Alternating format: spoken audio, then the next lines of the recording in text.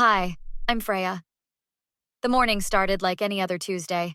My daughter Lily bouncing around the kitchen while I packed her lunch, chattering about her science project. At 10 years old, her auburn hair was her pride and joy, cascading down her back in waves that matched mine. Mom, can I wear the butterfly clips today? The blue ones Aunt Diane got me? Lily asked, already digging through her backpack. Of course, but hurry up or we'll be late again. I glanced at the clock. And remember, Cousin Vanessa is volunteering in the art class today. Lily's smile faltered. Do I have to go to art?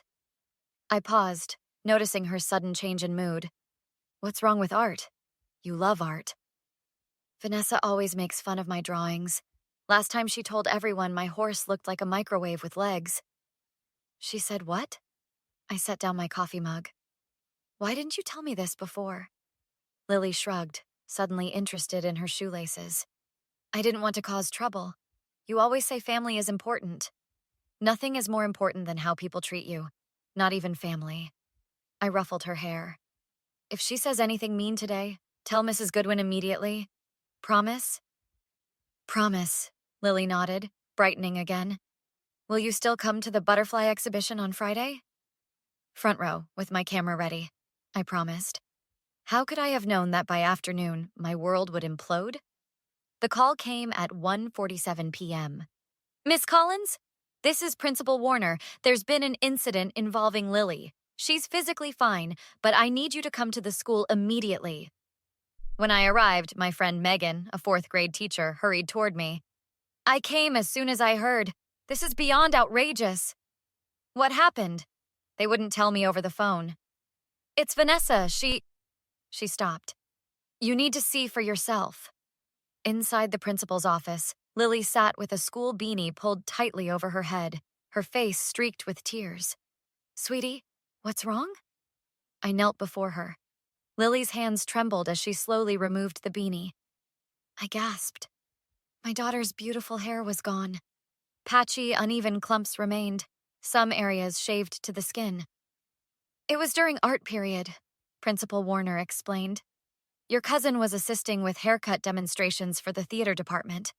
But instead of using the mannequins provided, she said I needed a makeover, Lily whispered. When I said no, she said not to be such a baby, that I should be grateful since we were... Her voice broke. Since we were charity cases who couldn't afford a salon. My phone buzzed with a text. Vanessa, don't make such a big deal out of this. Kids need to toughen up. Besides, hair grows back. I showed my mother the message when she arrived, shocked at what had happened. I'm pressing charges, I stated, pulling Lily close. Freya, we're family. We can work this out without... No, Mom, not this time. I looked down at my daughter's devastated face and felt something harden inside me. Vanessa has gone too far. The next morning, I sat across from Officer Rivera at the police station while Lily stayed with my neighbor, Mrs. Chen. To be clear, you're filing assault charges against your own cousin? Officer Rivera clarified. Yes. She physically restrained my daughter and cut off her hair against her will in front of her entire class. Has there been previous conflict between you? Vanessa has always been competitive, but nothing that suggested she'd hurt a child. My phone rang. Vanessa's mother, my Aunt Patricia. Freya, what in the world are you doing? Her voice was shrill. The police just called our house. This is ridiculous. Your daughter assaulted my child, Patricia. That's not ridiculous, it's criminal. It was a haircut, for heaven's sake. Vanessa says Lily was making fun of the theater kids' wigs, and she was just teaching her a lesson. That's a lie. There are 20 witnesses who say otherwise. And now you're tearing this family apart over a bad haircut? Patricia, she held my daughter down while she cried. She cut her scalp in 3 places. Lily needed a tetanus shot and antibiotics. There was a long pause. Vanessa didn't mention that part. I bet there's a lot she didn't mention. Later that day, Megan met us at the station with a gift bag for Lily containing colorful scarves and headbands. Thank you, Miss Jackson, Lily whispered, managing a small smile. Detective Morgan, who specialized in cases involving children, took Lily's statement while I waited nervously. Through the glass partition, I could see her speaking with the district attorney. "They're taking this seriously," Megan observed. My phone chimed with a text from my cousin Mark. "Family emergency meeting tonight at Grandma's. Everyone needs to be there." "The family closing ranks," I said bitterly. The emergency meeting was exactly what I expected. Grandma's living room was packed with relatives, Vanessa seated like the wronged party, eyes red from crying. Uncle Robert took charge immediately. "We're here to resolve this family crisis before it gets more out of hand." "Out of hand?" I repeated. "My daughter was assaulted." Vanessa sobbed dramatically. "It was just supposed to be a fun demonstration. Lily volunteered." "That's not what 20 witnesses say," I countered. My cousin Mark stepped forward. "Freya, pressing charges against family. That's extreme. What if Vanessa loses her job over this?" "Maybe she should have thought about that before she assaulted a child." Vanessa lunged forward. "You've always been jealous of me, and now you're using your bratty kid to ruin my life." The room went silent. "Say that again about my daughter," I said quietly. Uncle Robert stepped between us. "Vanessa will apologize, won't you, Vanessa?" "I'm sorry you're overreacting," Vanessa muttered. I stood up. "What I want is for Vanessa to face consequences for once in her life." Grandma, who had been silent until now, asked to see photos of what was done to Lily. I showed her the pictures from the hospital visit, the patches of missing hair, the small bandaged cuts. "Vanessa," Grandma said at last, "did you do this?" I was just, "Yes or no?" Vanessa looked down. "Yes, but no buts." Grandma turned to me. "Do what you need to do, Freya. This family will not interfere." 2 weeks later, I sat with Lily in the courthouse waiting room. She wore a bright blue beanie that matched her dress, her confidence slowly returning through small fashion choices. "Are you nervous?" I asked. "A little," she admitted.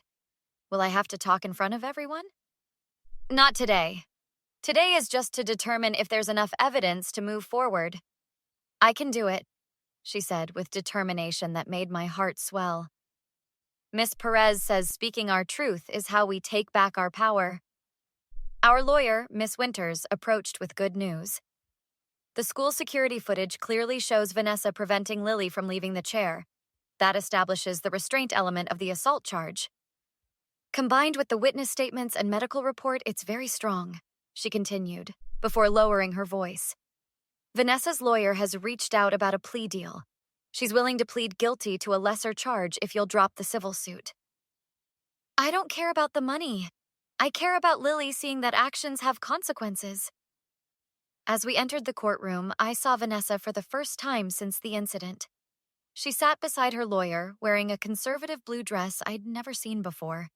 The gallery was surprisingly full. Several teachers from Lily's school had come, including Megan and Principal Warner. Even Mrs. Chen insisted on being present. What shocked me was seeing Uncle Robert and Aunt Patricia sitting on my side of the courtroom, not Vanessa's. As we waited for the judge, Vanessa approached.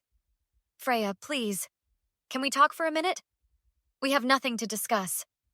"We're family," she insisted. "You can't do this to me. My life will be ruined if this goes on my record." "You should have thought about that before you assaulted my daughter." Her face contorted. "It was a haircut, not a stabbing. You're blowing this way out of proportion because you've always been jealous of me." "Jealous? Of what? Your failed marriage? Your habit of hurting others to feel powerful?" "Fine, I'm sorry. There, are you happy? Now drop the charges." "That's not how this works." "You know what? I'm glad I cut her hair," Vanessa spat. "Someone needed to teach that spoiled brat a lesson. And you too." The courtroom had gone silent, all eyes on our confrontation. "Did everyone hear that?" I asked loudly. "Did you all hear what she just said about a 10-year-old child?" Vanessa's lawyer looked horrified.